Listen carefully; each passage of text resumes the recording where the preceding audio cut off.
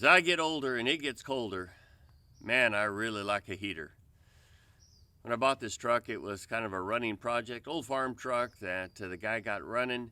And interesting is the heater in it came off of some other late model car. He's got things blocked out. To get the heat on the floor, you got to shim the little lever over. The cable doesn't work anymore. And it just doesn't blow very much. So it never really heats the way you'd like it to heat. Your feet are always freezing. So a couple of years ago, I got a call from a dear brother, and he says, I know where there's some Ford trucks. Are there any parts you need? And I said, yes, I need a heater. So we went out there, and there was one that had a windshield busted out, so everything inside was rusted. And I looked under the dash, and there it was. There's the heater. And it came out of a custom cab, so it's one of the nicer heaters.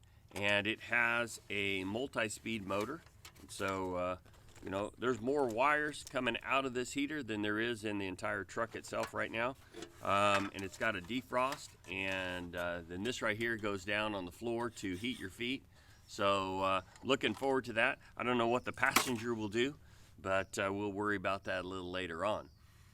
When we take a look at our devotional this morning, what's interesting is we see that there's an individual that is a prophet, but he's not a prophet of God.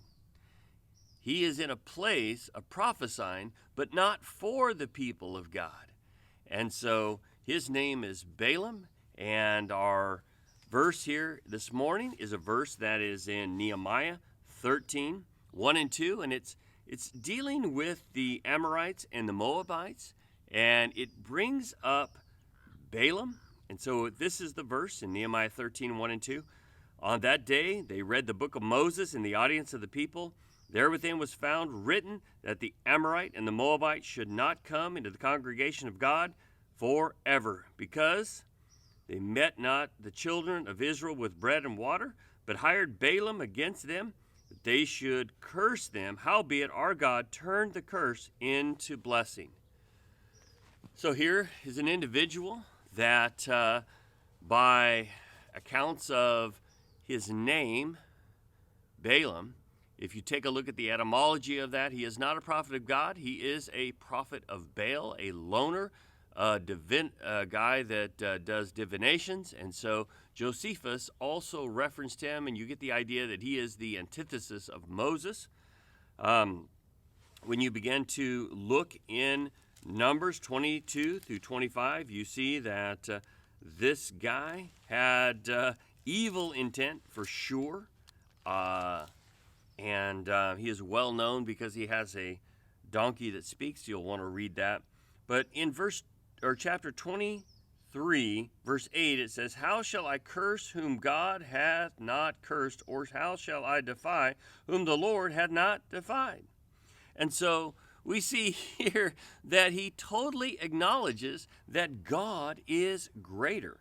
And then you see also in 23, verse 23, Surely there is no enchantment against Jacob, neither is there any divination against Israel. According to this time, it shall be said of Jacob and of Israel, whom hath God wrought. And so you see here in his own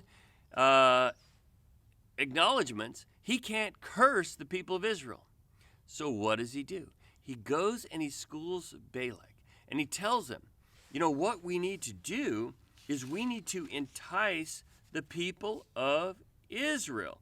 And so it says here in chapter 25, verse 1, And Israel abode in Shittim, and the people began to commit whoredom with the daughters of Moab. They called the people unto the sacrifices of their gods, and the people did eat and bow down unto their gods. So what happened? So here you've got the armies of Israel encamped, having been with their wives for a while, and Balaam says, what we're going to do is we're going to entice them with our women, and then we'll drag them into idolatry, and then God will curse them. And so that's exactly what happened. So when you go and you look at the book of Revelation, there are 7 churches that are mentioned in chapters 2 and 3, and there is a mention of a church in Pergamos, chapter 2, verse 12. And here we see that this is a place that was extremely worldly. They had a theater, and a lot of what happened on the stage was extremely sexual. They had bathhouses, and so there was all sorts of fornication and things happening in that place. And as we read on, he talks about the church. He talks about how he knows their works and how they hold fast to his name. But he also says in verse 13 that Satan's seed is there. And it's extremely interesting. He goes on in verse 14 and says, I have a few things against thee, because thou hast therein that hold the doctrine of Balaam, who taught Balak to cast a stumbling block before the children of Israel, to eat things sacrificed unto idols, and to commit fornication. And so we see that God has a major issue with this church here. And when you begin to study kind of historically what they did, was that they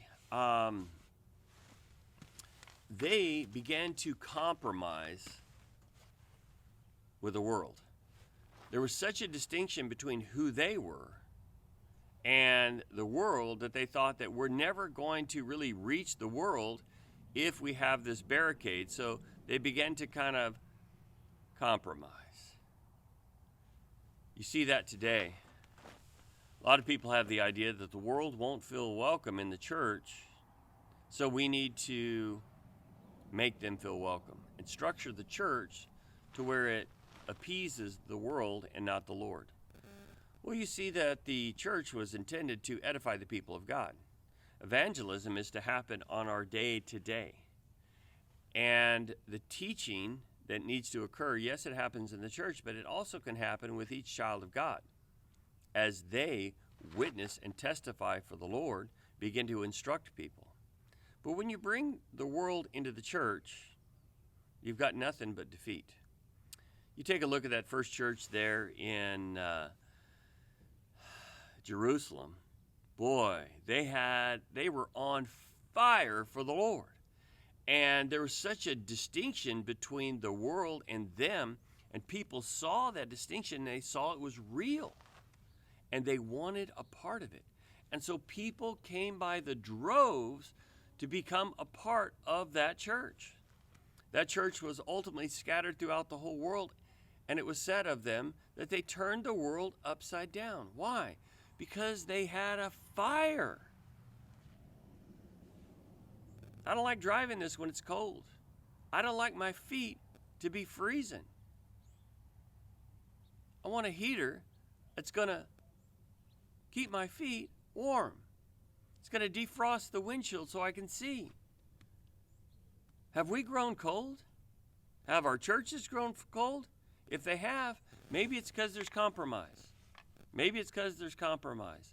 See, here, there's more cold air coming in through all the cracks than the heat coming through the heater. What would happen if we just really built a fire in our hearts? Well, how do you do that? Well, the unadulterated Word of God. Reading the Word of God and allowing it to create a fire in our heart. If there's any time where the world needs a witness for the Lord, it's now. People are seeing, they're wondering, they're looking for a witness. Question is, will you be that witness? Will you be the one that brings them the gospel?